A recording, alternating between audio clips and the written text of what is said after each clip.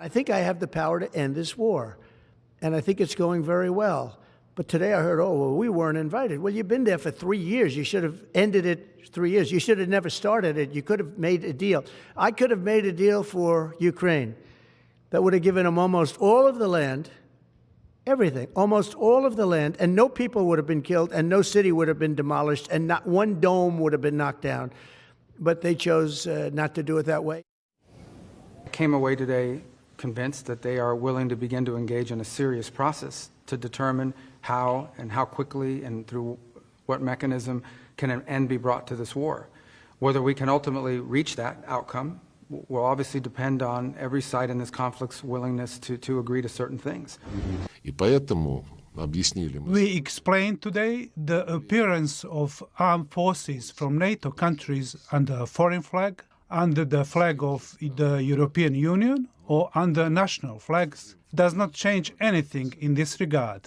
This is, of course, unacceptable to us.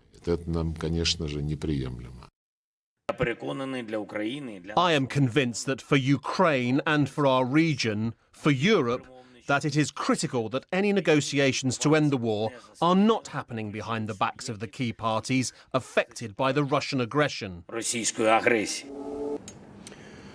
Well, to give you an idea, 3 years ago, it was very difficult for Ukrainians to hear Vladimir Putin announce that he was going to denazify Ukraine by sending in 150,000 troops. They were words and actions that spread fear and anxiety across this country, fears that have endured with the full-scale invasion.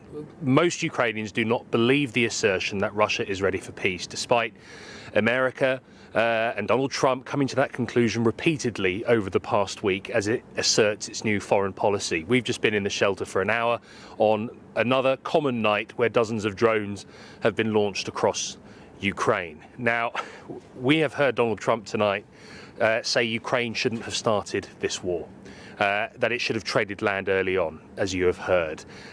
It was Russia that launched a full-scale invasion off the back of 8 years of aggression towards Ukraine when it seized Crimea. These are words that you would expect to come from the Kremlin. Donald Trump talked about elections not being held for a while. It is close to repeating the Kremlin's false claims that President Zelensky is an illegitimate leader when elections have legally been postponed under martial law enshrined in Ukraine's constitution. I think the words of Donald Trump reflect the fewer places Ukraine has to look as it continues fighting this invasion. President Zelensky says he can't do it without weapons. He can't do it without America's help. In Turkey today, he looked visibly irritated, tired, and he argued that you can't have negotiations about Europe and Ukrainian security without either party being involved.